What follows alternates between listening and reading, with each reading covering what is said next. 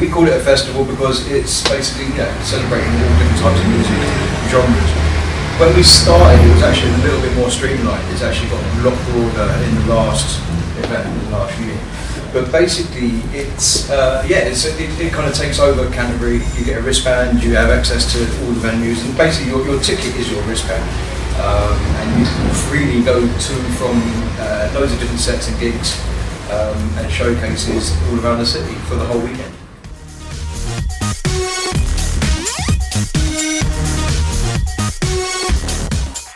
Canterbury's renowned for loads of small, very, very intimate spaces. I think when we started City Sound Project, the biggest single room we had was 400 capacity.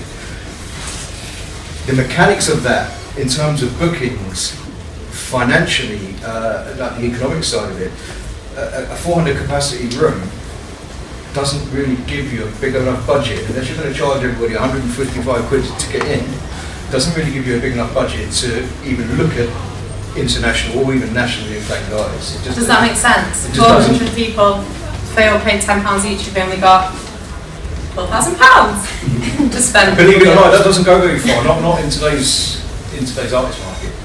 If you want to get artists that are in the charts, been in the charts, are kind of high profile in magazines, to get people really excited that aren't specifically into one scene or another. If you want to kind of excite a mass, a critical mass, you need to be booking quite big artists, and a 400 capacity doesn't do it. So what we thought was, let's join loads of venues together and let's get a 3,000 capacity event, giving us enough budget to start booking Bastilles and Mr. Jams and people like that are on Radio 1 or being played on Radio 1. And it gives us an aggregate, a kind of, an overall capacity. And that's kind of how it all started and why we started.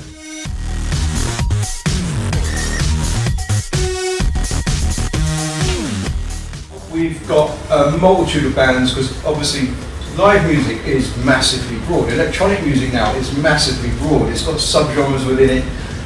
So now we're talking about everyone from kind of Mystery Jets, internationally acclaimed, Mike Skinner of the Streets doing a DJ set, Red Light. These are all kind of different sounds. You've got grime, kind of commercial house, old school garage, kind of very, very new tech house, rap. So you've got literally everything. We even do like spoken word now, because we collaborate with Wise Words Festival. I don't know if anyone's aware of Wise Words Festival.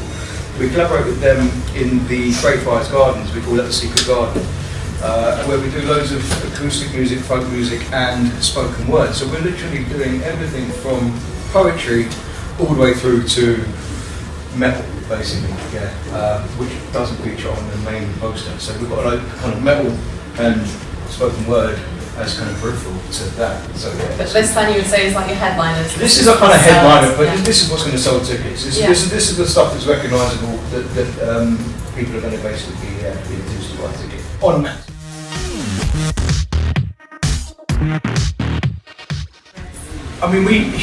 The first one we lost a lot of money, but we didn't count it as a loss. We counted it as an investment.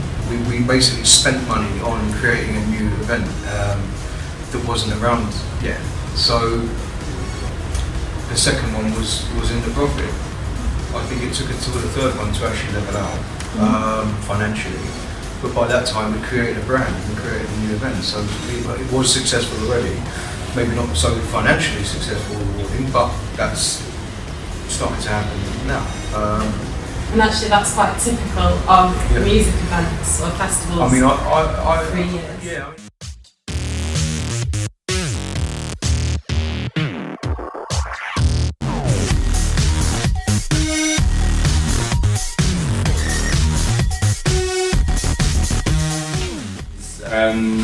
For the sponsorship opportunities, clearly an event where 5,000 people come and enjoy it, the free stages, wherever it's an amazing opportunity for businesses to advertise themselves, and that's essentially what sponsorship is to a business, to a local lettings company, to a university. They see it as a great opportunity to advertise themselves and do good for their local community. So, for example, the University of Kent, who are a sponsor of ours, various different departments, they can see the value in increasing the cultural offering in Canterbury. So a lot of students that come to Canterbury will get offered a place at the University of Kent and then turn down their offer at the University of Kent. One of the main reasons is that there's not enough of a rich cultural offering here in Canterbury. So you get an offer from Westminster Uni and Kent Uni, and you like gigs, you're going to go to Westminster, right? And that's what these the Christchurch and Kent are seeing. So they can see by helping support City Sound Project and other cultural things in the city, they're actually making themselves more attractive.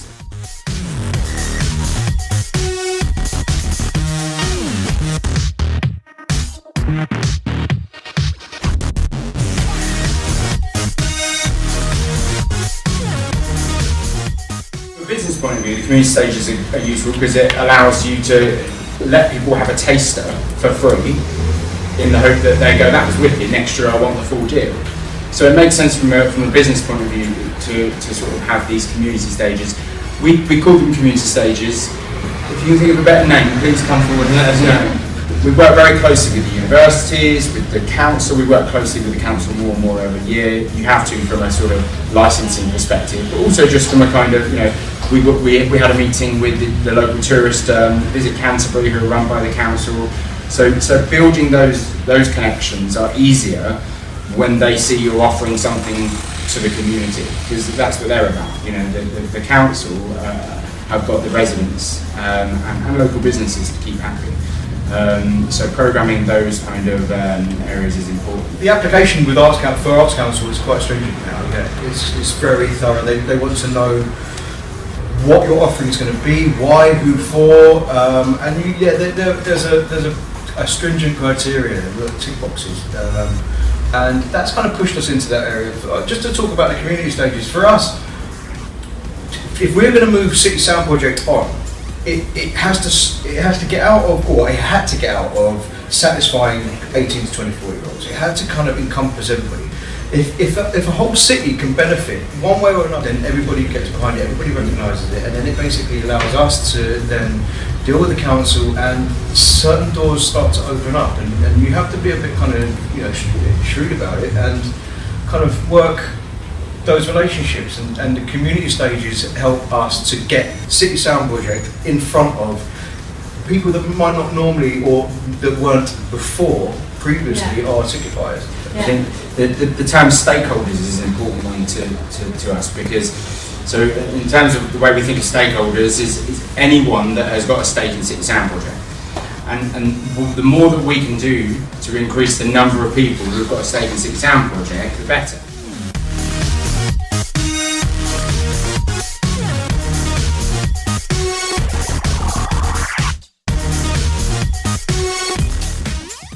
Also, it's about ownership, isn't it? And spreading ownership of the festival as far and as wide as you can. Yeah, City Sound Project is owned by hundreds of people. Yeah. It's owned by organisations, it's owned by the council, it's owned by the universities. It's not, on paper it's not, you see what I'm getting at here, it's owned in terms of people have had input to it. It's owned by hundreds of local businesses, and ultimately it's owned by thousands of people who actually come to it. And I think that's important, because you can't just parachute in with an event and land it somewhere and expect people to come. It's not that kind of thing. So if you've been involved in something, you're much more likely to attend. So it's about having that long lead in with lots of involvement and participation and networking, so that you're not an alien. We have some really, really religious ticket buyers that will buy. We sold 800 tickets without a line-up. So just we're doing City Sound Project, we're doing it on this day, and 800 people bought a ticket. That's because anyone that attended the first one feels a bit, they're enfranchised by it, so they feel a bit of ownership of it. They've seen it grow. They were there at the first one. They were one of the few hundred that came to that one, and that just kind of builds, and that's part of this ownership kind of idea. This kind of enfranchised by the brand. So that's brand loyalty then. It's brand loyalty. And brand loyalty, trust. It comes through trust. It's trust. Our ticket buyers have trust in when we say it's going to be the biggest one, yeah, it's going to be the biggest one, yeah. When And we they say, trust you not to book sugar babes. well, they trust that we're going to put a lineup together that is going to basically satisfy a lot of different people, and it's going to be credible and current. But you have to earn that. You can't, to parachute in and drop an event on. This would be difficult just to replicate very quickly in other towns. We want to replicate it in other towns, but we'd have to go back to the drawing board, start small again, and try and grow it again.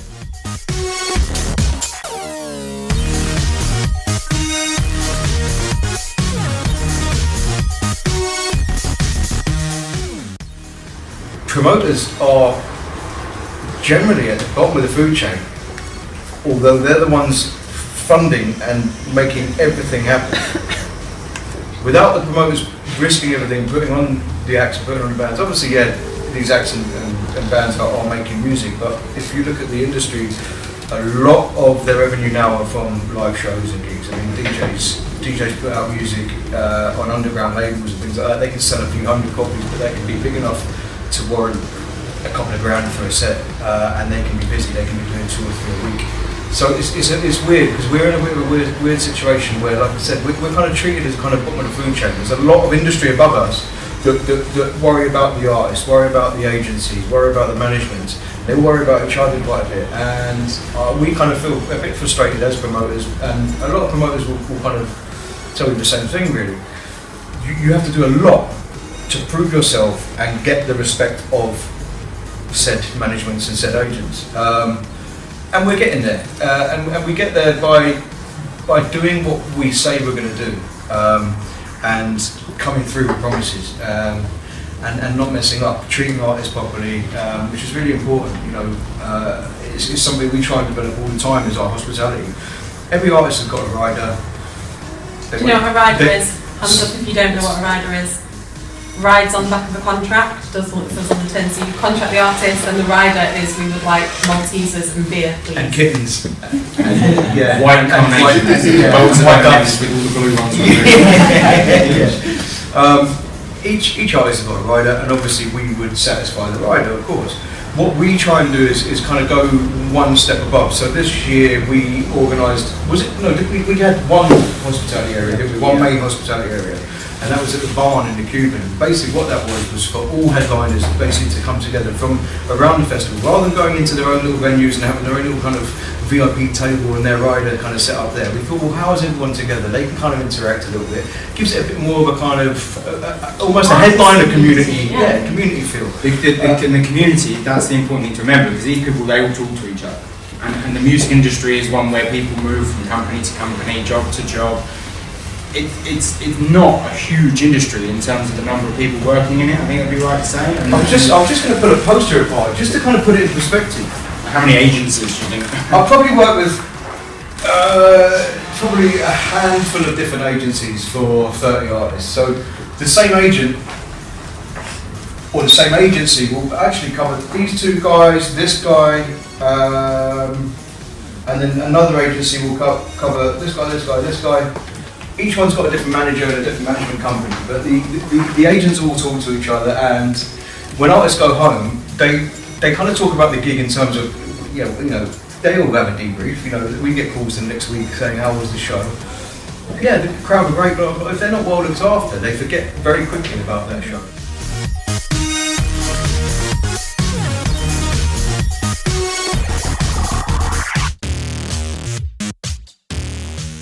So our unusual venues are the Westgate Towers, the ones you drive through just here, the big towers. We take the room in there that's normally a museum of some sort. I don't even know if it's open as a museum. Yeah, it's open. No, I mean it used to be. They call it the gatehouse, and it's the bit that straddles the road. And it's got some really cool features. So it's got a portcullis on the wall, which is one of those giant gates. I'm assuming that used to drop down and close it. It's got a merger hole in the floor, so you can look down at the road. They used to pour boiling oil through it when they wanted to murder people who were coming into the city. Where else can you see a gig with a murder hole? So that's an awesomely cool venue.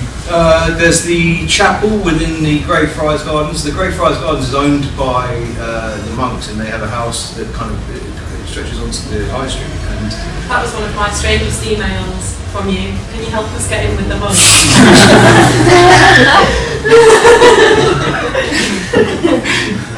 we're in with the monks. Yeah. We don't need you, Daddy. We got in with the monks. We put music in the Beanie, which is a museum. It's got an incredible feel to it. I mean, it was the first year we did it. The thing with heritage venues is you have a very sort of softly approach. You know, these are venues with potentially priceless artifacts hanging from the walls, and you know, it's a lot of trust. You know, the people who have got the final say as to whether you go into the venues, they're responsible ultimately to their employers or to the community or to the history of that venue.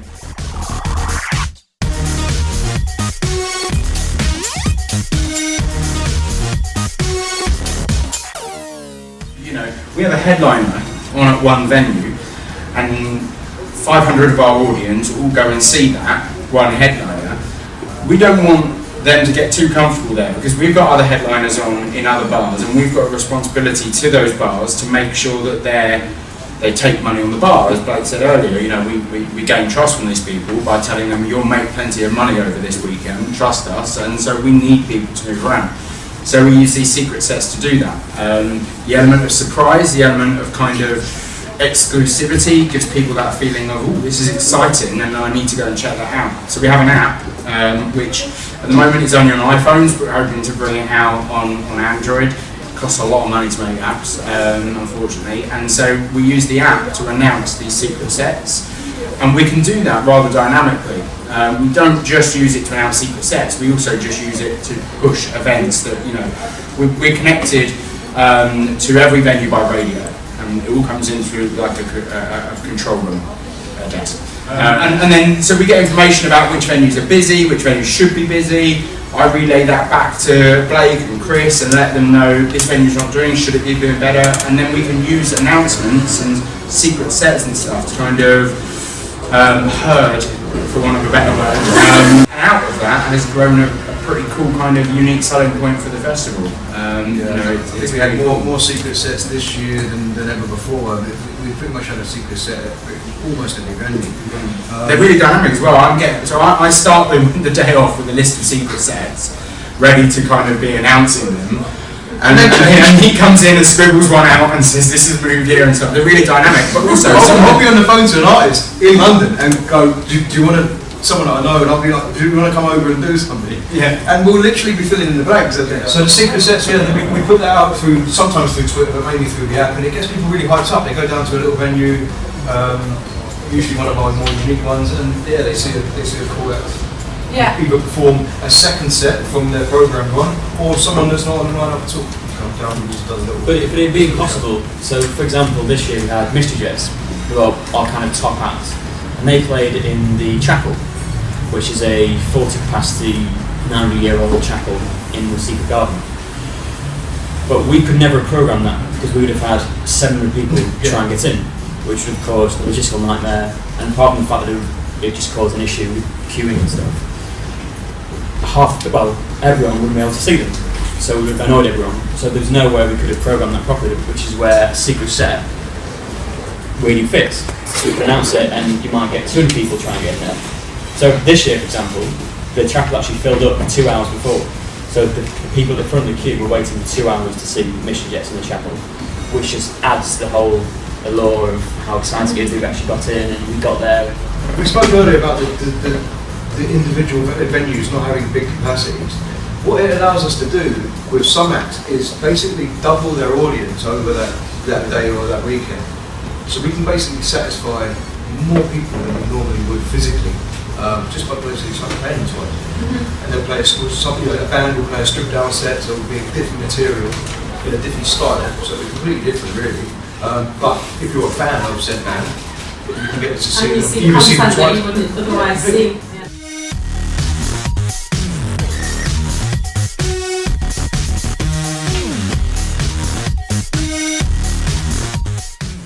That's something we've learned as well, though, how to program better. So that, for example, if you have 2 artists that are really big, that you make them clash on purpose so that the audience is split. Because there's no point having 2,000 people trying to get into one venue. and Constantly. yeah. But that, I think, again, is as you've grown, because I would never dream of doing that in a venue, Yeah, because exactly, yeah. I don't want to split my audience, Yeah. but that's a scale thing, isn't it? That's an issue with all the different very small venues, but Yeah. much larger capacity. Yeah. So that's interesting, because I try not to clash with anything else, including the TV, where you guys are clashing with yourselves on purpose to split your audience. Yeah, we're clashing on purpose, but then we're also doing the opposite. When Mystery Jets were playing, we basically forecast that they would have a 600 to 650 orders. There was no point us doing bands of a similar vein in the Penny Theatre and the Jolly Sailor all at once. So we basically closed down the Penny Theatre from its live programme for an hour and a half, 1 hour and 45 minutes, while Mystery Jets were on, to not draw that particular crowd. Yeah. But like Chris said, yeah, sometimes we'll do it purposely to clash, to separate. I'd love to see your Excel spreadsheets.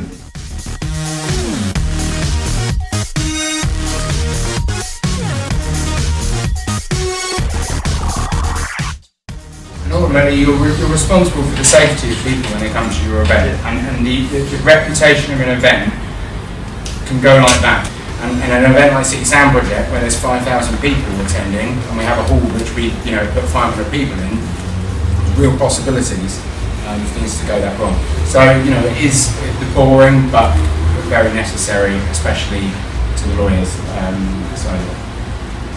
Yeah, and I think all that I would add to that really is that that's the sort of stuff that you study if you study events management, and that's probably the most important stuff that you study, not from a scaremongering point of view either, because it can get scary when you think I'm responsible for all of these people's lives, but at the same time, risk assessments are so useful for going, that is a risk, and you score the risk, so you'll mark it out of 10 basically, or 5, or whatever you're scoring. But you'll find yourself thinking about things you might have overlooked. You might not have actually given it the proper attention, the proper thought, without going through the process of a form or a plan. So you walking through the event pretending to be the audience, what could potentially go wrong here, scoring it, and then going, what can I put in place to mitigate against that risk? It's interesting what is perceived as a small risk, when followed by an unexpected series of events, has a big outcome. It's things like a trip hazard when a venue evacuation takes place, trips someone up, that turns into a crush, and a crush kills people. So what was originally just, alright, someone might fall over and hurt themselves, can escalate. And so there's small details.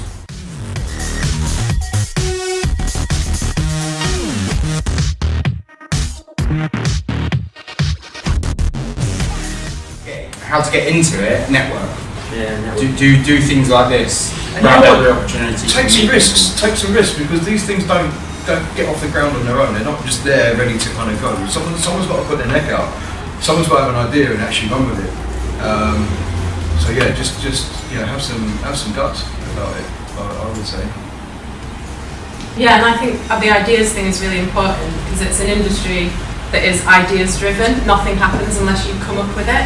So dare to come up with those things, and dare to say them to people that can make them happen, and dare to stay in the loop when it starts happening. I would also say on the networking thing, I've never applied for a job ever in the standard way that you would apply for a job. It's always been creating opportunities where you can see them, connecting things together, seeing what's missing in a place, and inventing work out of that. Our company, we don't really have set roles that we need to kind of advertise and fill. It's more about, we'll meet someone, see a bit of potential in them, and basically create a position for them.